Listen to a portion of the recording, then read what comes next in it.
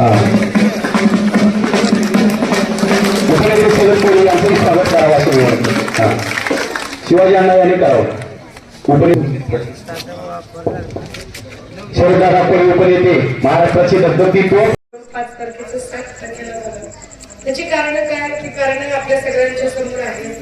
ज्या पद्धतीचं वातावरण सध्या महाराष्ट्रात चालू आहे आणि महत्वाचं म्हणजे सध्या महाराष्ट्रामध्ये जी काही शोककळा पसरलेली आहे कल्पनाही केली नव्हती की असं काही घडू शकतं. अशी घटना घडून गेली.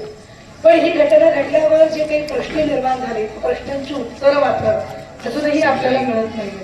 त्या प्रश्नांवर आपल्याला अजूनही कोणी उत्तर ठामपणे देत नाहीये की मुळात आंतरराष्ट्रीय उड्डाण नियामक संस्था म्हणजे काय असते?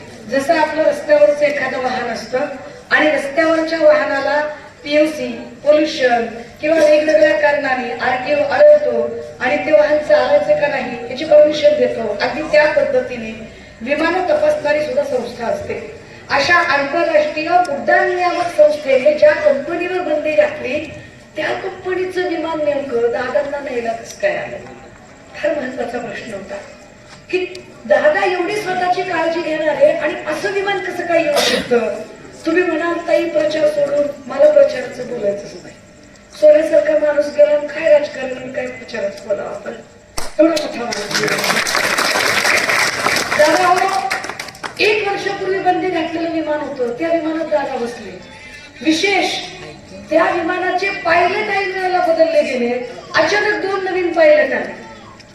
ती काही रिक्षा होती काय की चलत चलत मला कटाळा आलाय तू चलव रिक्षा म्हणला. विमान चालवायचं होतं पण अशा विमानामध्ये 2 पायलट अचानक बदलले गेले. का बदलले गेले? कशासाठी बदलले गेले? त्याची कल्पना दादांना होती का? तिसरं विमानतळावर दादा कोणत्या गाडीने आले? दादांना सोडायला कोण आलं होतं? नेमके दादा सीसीटीव्हीच्या फुटेजमध्ये का दिसत नाही विमानात बसताना? काहीच आपल्याला कळत नाही. पण चौथा प्रश्न ते म्हणतात की 6 लोक विमानात होती मग 5च डेड बॉडीज कशा मिळाल्या? 7वी डेड बॉडी कुठे आहे? काहीच उत्तर देत नाहीत ते. मग आपण 7वा प्रश्न त्यांना विचारतोय की अरे दादा तुम्ही म्हणलात की घराला ओळखलं घराला कुठे आहे? मग आपण पुढचा प्रश्न विचारतोय की तुम्ही म्हणालात की विजिबिलिटी नव्हती. विजिबिलिटी नव्हती म्हणजे काय? धुकं होतं आणि स्पष्ट दिसत नव्हतं. आणि जर स्पष्ट दिसत नसेल तर साधारण 1000 मीटर म्हणजे साधारणतः 1 किलोमीटर पेक्षा जास्त अंतरावर असणाऱ्या सीसीटीव्ही मध्ये विमान गिरत्या घालताना स्पष्ट कसं दिसतं? धुक्यात तर दिसलं नाही पाहिजे. आणि समजा धुकं आहे असं म्हणत असाल तर मग या धुक्यामध्ये या विमानाला खाली उतरायची कमांड कोणी दिली? फार महत्वाचा प्रश्न आहे. आणि या प्रश्नांची उत्तरं मिळत नाही. उलट असे प्रश्न जेव्हा दादांवर प्रेम करणारा प्रत्येक माणूस पक्ष कुठलाही असतो पक्षाचा मुद्दाच नाही इथे. कारण दादा एका कुटुंबाचा माणूस नाही. दादा ती राज्यासाठीची असेट होती. ते म्हणतात ना लाख जावं पण लाखाचा पोशिंदा जगो. तशी ती राज्याची असेट होती आणि या व्यक्तीबद्दल प्रश्न विचारण्याचा अधिकार महाराष्ट्रातल्या प्रत्येक माणसाला आहे. पण आपण जेव्हा प्रश्न विचारतोय तेव्हा त्याची उत्तरं खरं तर त्या विमान कंपनीच्या लोकांनी दिली पाहिजे, त्या उड्डाण नियामक संस्थेने दिली पाहिजे. पण उत्तर कोण देते आपल्याला? उत्तर कोण देते दादा? संबंध आहे का? फरक बघा. अहो आजोबा गाव खेड्यातल्या माणसांना कळायला लागले का त्यांचा काय संबंध आहे? आपण शंका व्यक्त केली की दादाचा घातपात झालाय का? ह्यांना रागीचं काय कारण आहे? का भाजप मध्ये सुटून बोलायला लागली? का भाजप बोलते मध्ये? दादा हो मी अत्यंत गांभीर्याने हे नमूद केलं पाहिजे हे असलं रक्तरंजित राजकारण महाराष्ट्रात कधी नव्हतं. हे गांभीर्यानं नमूद केलं पाहिजे की अशा पद्धतीने जर एवढी चांगली चांगली माणसं अशी घातपातात जर जायला लागली तर राजकारणाचं काय ते? हे का होतं? हे कसं होतं? हे अमर्याद सत्तेमुळे होतं का? अमर्याद सत्ता येते कशी? एका एककातनं दुसरा एकक तयार होतो का? छोटा एकक ग्रामपंचायत नंतर पंचायत समिती झाली, जिल्हा परिषद झाले की विधानसभा एकेकाने सत्ता हस्तगत होते. मग विधानसभेत जास्तीचे आमदार मिळतात. ए दादा गडकी अजिबात आवाज वाढवायला जाऊ नको. पाहायला उगाच काहीतरी नसेल. येऊन 8 दिवस झाले आणि माझ्या सेकंड गिअर पडलाच नाही. कारण मध्ये दादांचं असं झालं, मध्ये घटना एवढ्या घडल्या, म्हटलं जरा जाऊ देत, 15-20 दिवस अजून जाऊ देत, मग सेकंड थर्ड मग टॉप आणि डबल टॉप आपण टाकूया. ते गप्पच बसणार नाही. ते कसं गप्प बसणार? त्याचा नाद काही जात नाही. ते तुम्हाला माहित आहे काय, गालिबचं शेर आहे बरं का. काय गालिबचं शेर माहिती आहे का, कुछ किया करो कुछ किया करो, कुछ कुछ किया करो कुछ किया करो, और कुछ नहीं कर सके तो अपना ही पाजामा फाड़ के फिर उसे सिया करो, पर कुछ किया करो कुछ किया करो. काय धंदा चाललाय? अरे काहीतरी माझं जीव तुडून सांगायला का, असं थोडीच असतंय. तर दादा हा तो आपला विषय चालला होता. तर ते माझं काही टॉप आणि डबल टॉप टाकलं झालं नाही, पण टॉप आणि डबल टॉप टाकल्यावर भल्या धाप लागेल एवढी नक्की. पालकमंत्र्याचं काय ती नंतर बघू, आता त्याच्यावर कायच बोलत नाही, कायच नाही. मागच्या वेळेला काहीतरी मला तुम्ही माझ्यावर कसल्या पोट्या करताय, मी सरपुरती मागे लागली तर भल्याला अंधार येईल, मी एवढं मागे लागले. माझा नाद करायचा नाही. पण दादा हो, तुमच्यात काही मनमटाव असते, मी समजू शकते. आपल्या छोटं मोठं कलगीतून असतोय. ह्यानं माझा फोटोच टाकला नाही, त्यानं मला रॅलीतच बोलावलं नाही, ह्यानं माझं फुट नाव घेतलं नव्हतं, आणि त्यानं मला कसं वेळेला बोलावलं नाही.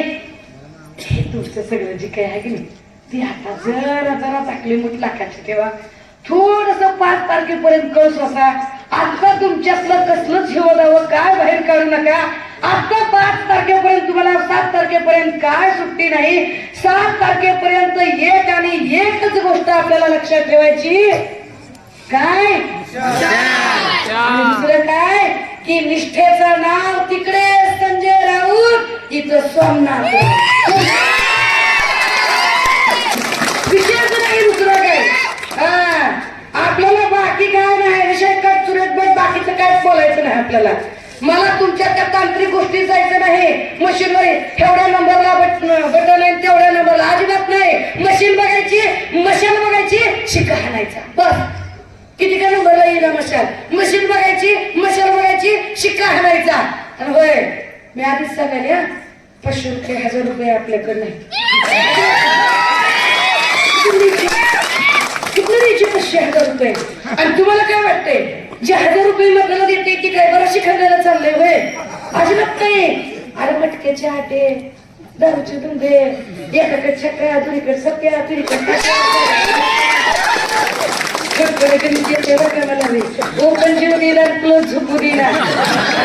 उद्ध्वस्त झाले की एक लक्षात घ्या, संपर्क प्रमुख महिला आली आहे आणि महिलेचं दुःख चांगलं समजू शकते, उत्तम घराचं व्यवस्थापन करू शकते.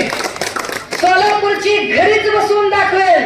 उद्धव साहेबांना शब्द दिलाय, घरीच बसून दाखवेल.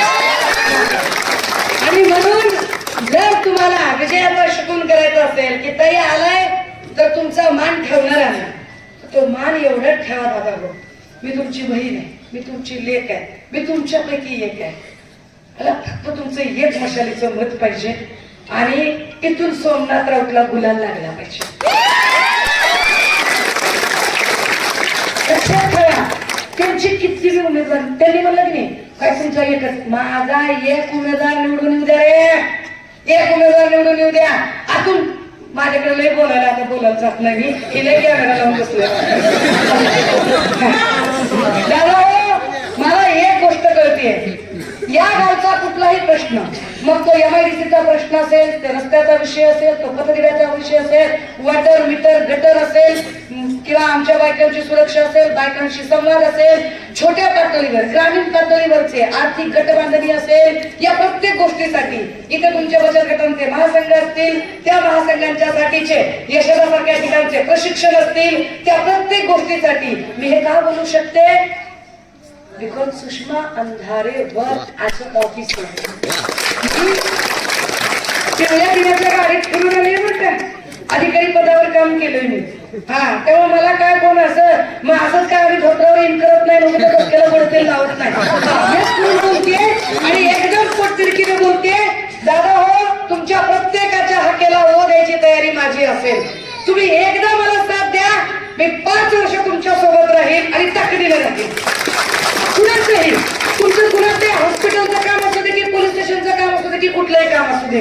आणि डझंट मॅटर किती सीट आल्या, ही गोष्टच मॅटर करत नाही किती सीट आल्यात ती. जी आलेली निवडून आलेली सीट आहे त्या सीटने त्या प्रतिनिधीने त्या भागाला जर न्याय दिला नाही ना तर पुन्हा तुमच्याकडे कधी बी मत मागायला येणार नाही. पण विश्वास देते की माझा उमेदवार हा ताकदीला तुमच्याजवळ असेल. बघा कसला दिसतात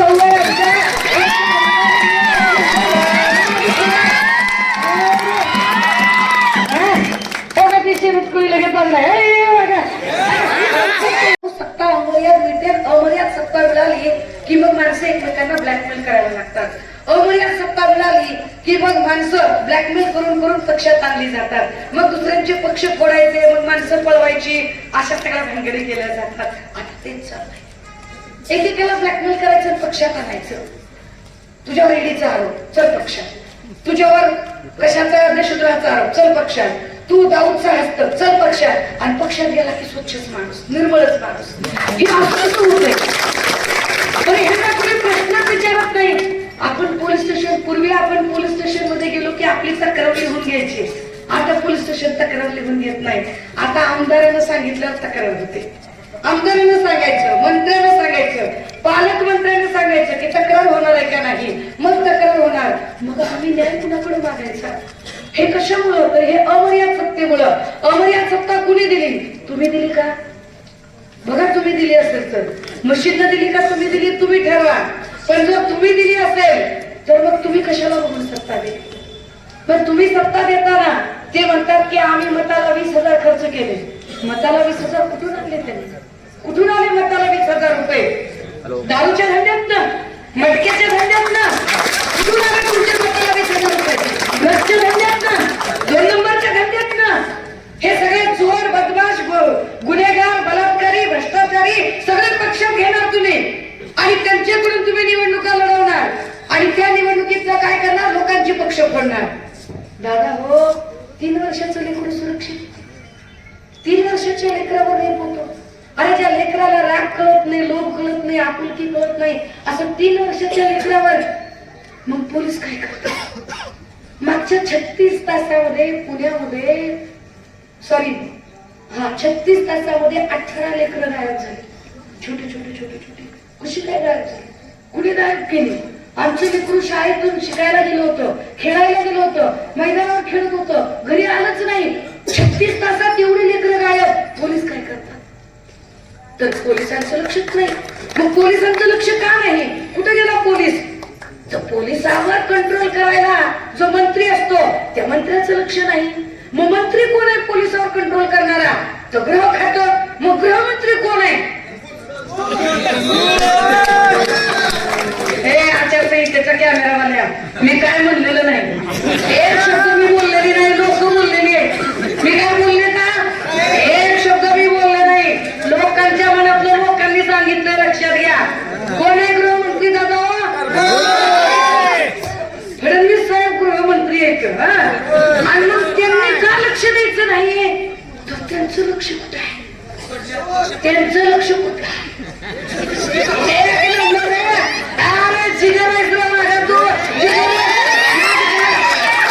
त्यांचं लक्ष कुठं आहे? लोकांचे पक्ष फोडायचे, लोकांचे घर फोडायचे. बापात लेक नाही, भाऊ भावाला ओळखना, चुलता पुतण्याला ओळखना, आई बाप लेकाला ओळखना. लोकांची पक्ष फोडायचे, लोकांची कुटुंब फोडायचे, लोकांची माणसं पळवायची. सगळं लक्ष त्याच्यातच. कशाला तुमचे प्रश्न सोडवते? कशाला शेतकऱ्यांच्या प्रश्नांकडे बघते? कशाला इथले शेती मातीचे प्रश्न, इथल्या शेतकऱ्यांचा प्रश्न, कशाला MIDC? कशावर त्यांचं लक्ष नाही? दादा हो, तुम्ही विचार करा.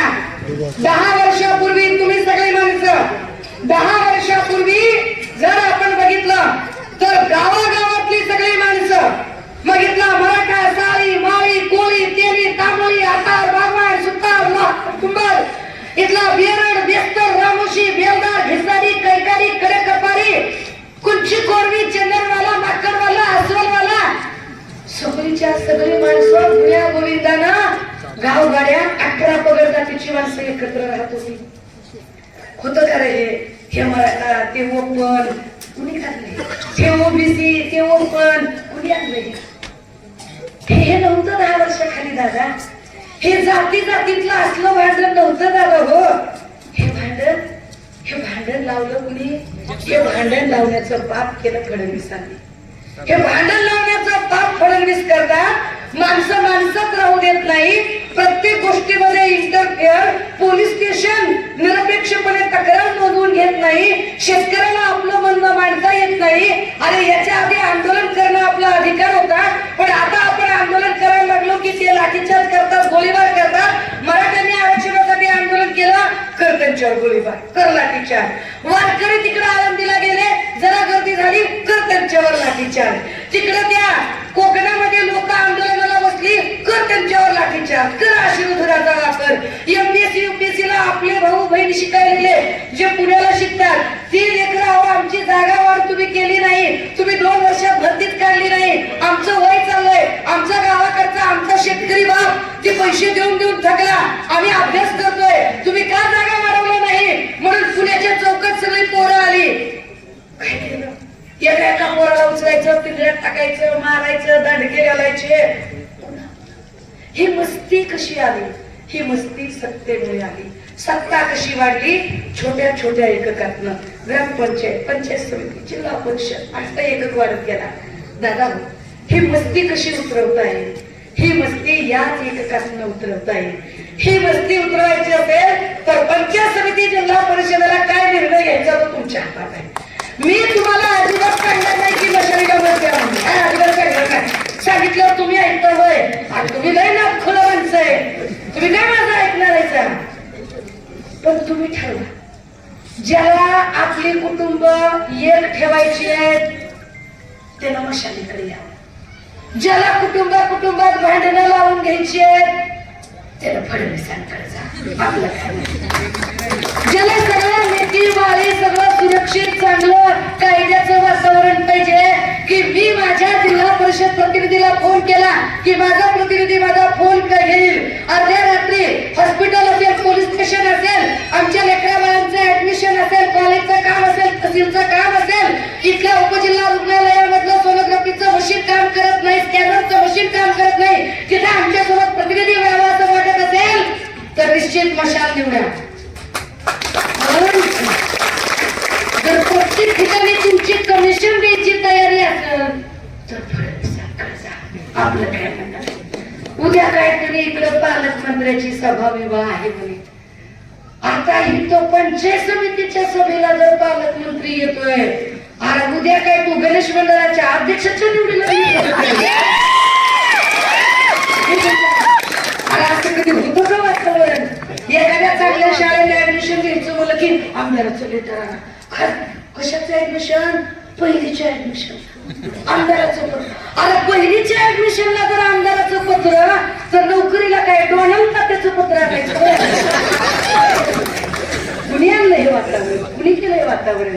माय मावल्या. इथल्या आशा वर्कर असतील, इथल्या अंगणवाडी सेविका असतील, इथल्या आर्थिक बचत गटांचा विषय असेल, इथली ही जी आमची कर्णिबांड पोरं आहेत, ज्यांचे महाज्योती असतील, सारथी असतील, बांधती असतील, तिथून अभ्यास करणारे आमचे लेकर असतील, आमचे कित्येक युवक असतील, या सगळ्यांच्यासाठी निर्णायक, विधायक दिशा दाखवायची असेल, शिवसेना म्हणजे ओपन किचन आहे. आमच्याकडे जे शिस्त ते दिसतं. आम्ही कपटी आणि पाताळ यंत्री राजकारण करत नाही. आम्ही अशा पद्धतीने आम्ही निर्णय छातीला वार करणारी, वार झेलणारी माणसं आहोत. आम्ही अशा पद्धतीचं कपटी राजकारण कधी कुणावर केलं नाही. मला विश्वास आहे, मला खात्री आहे, गेली असंख्य वर्ष या भागातली ग्रामपंचायत ठाकरेंची ग्रामपंचायत म्हणून ओळखली जाते. मला विश्वास आहे की लोक म्हणाले अहो मशाल संपली, ठाकरे संपले, पण ठाकरे संपत नसतात. ठाकरे कधीच संपत नसतात. आम्ही राखीत उभे राहिलो. फडणवीसांनी आमच्यासोबत कपट कारस्थान केलं. आमच्याशी लढता येत नाही म्हटल्यावर आमचा पक्ष फोडला. पवार साहेबांशी लढता येत नाही म्हटल्यावर पवार साहेबांचा पक्ष फोडला. लोकांचं फोडाफोडीचं राजकारण सुरू केलं.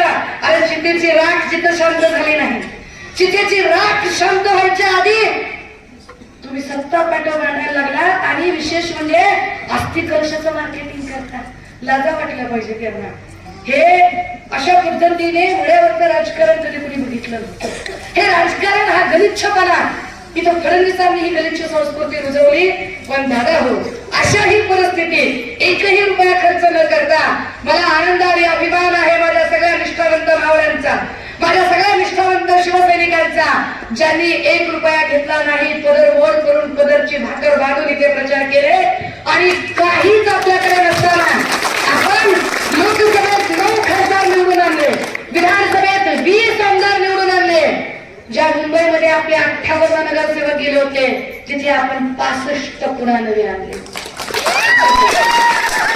का करू शकलो आपण? कारण गेल्या 5-7 वर्षात प्रत्येकाने दल बदलला, पक्ष बदलला, इमान बदललं. आम्हाला याच्यासोबत जायचं नाही, त्याच्यासोबत जायचं नाही म्हटले, पण युत्या आघाड्या केल्या. पण शिवसेना, उद्धव बाळासाहेब ठाकरे पक्ष आजही सत्व आणि तत्व बाळगून आहे. आम्ही सत्व बाळगलं, आम्ही तत्व बाळगलं. आम्ही सत्तेसाठी कुणासमोरही हाजीजी करणार नाही, लाचारीची हुजुरी करणार नाही. आम्ही आमची बांधिलकी ही सत्तेशी नाही, आमची बांधिलकी ही आमच्यावर प्रेम करणाऱ्या, आमच्यावर विश्वास दाखवणाऱ्या तमाम निष्ठावंत शिवसैनिकांशी आमची बांधिलकी तुमच्याशी. मला कल्पना आहे कुपोषित माणसं नाही, आमचा अतुल कसले मागायचे. अरे पक्षाने प्रामाणिकपणे सांगते, पक्षाने 1 रुपया दिलेला नाही उमेदवारांना, पक्षाने 1 रुपया खर्च केला नाही. ताकदीने आणि इमानदारीने लढणारी सगळे या ही सगळे जे सगळे या पोहोचले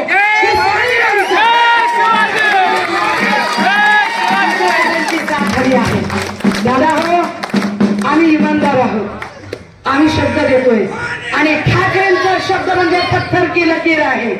ज्या ठाकरेंनी कोरोनाच्या काळात एकही जीव, प्रत्येक जीवासाठी जी धडपड केली, ज्या ठाकरेंनी कोरोना काळात आपल्याला कोविड मध्ये आपल्याला रेमडेसिवीर मिळावं, ऑक्सिजन बेड मिळावा, वेळेवर औषध मिळावं यासाठी धडपड केली, प्रयत्न केले, त्या ठाकरेंना फक्त त्या ऋणातनं ज्याने आपले आप्त नातेवाईक आज आपण लोक श्वास घेऊ शकतो, त्या महामारीतनं आपण बाहेर येऊ शकलो, त्याचं कारण ठाकरेंचं नियोजन होतं.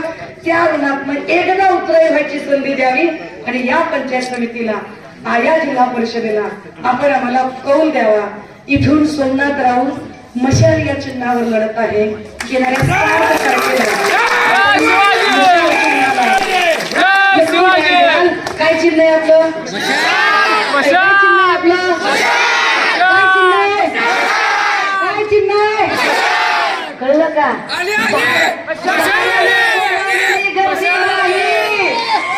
आणि हो, इथली सभा कशी झाली हे खबऱ्या हो नीट रेकॉर्ड करा रे.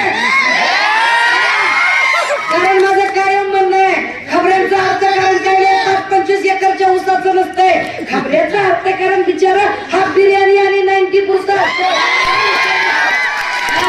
सगळं खबऱ्या हो. बिलकुल भाषण रेकॉर्ड करा, उद्या तुमच्या मंत्र्याला ऐकवा, काय बोलली काय नाही, काय काय सगळं ऐकवा, व्यवस्थित ऐकवा, काय सुद्धा चुकवू नका. आणि तरीही खबऱ्यांच्या, नेत्यांच्या, कार्यकर्त्यांच्या कुणाच्याही भावना दुखावल्या असतील तर यापैकी त्या तमाम लोकांची ज्यांच्या चुकून माकून भावना दुखावल्या, वाईट वाटलं, राग आला, उपमर्द झाला, त्या सगळ्यांची, विरोधकांची, नेत्यांची, त्यांच्या कार्यकर्त्यांची, त्यांच्या खबऱ्यांची, ह्याच्यापैकी एकाची सुद्धा माफी अजिबात मागणार नाही. दोन शब्द बदलायला मी काही देवेंद्र फडणवीस नाही, मी ठाकरेंचे शिलेदार आहे. प्रत्येक शब्दावरती ठाम आहे. ताकदीने आपण तुमच्या सोबत राहाल आणि येत्या 7 तारखेला मशाल या चिन्हावर शिक्कामोर्तब करून सोमनाथ राऊत यांना प्रचंड मताने इथं विजयी कराल. आज ह्यो दादा लई इथं कॅमेरा लावून उभा राहिलाय, पण विजयाच्या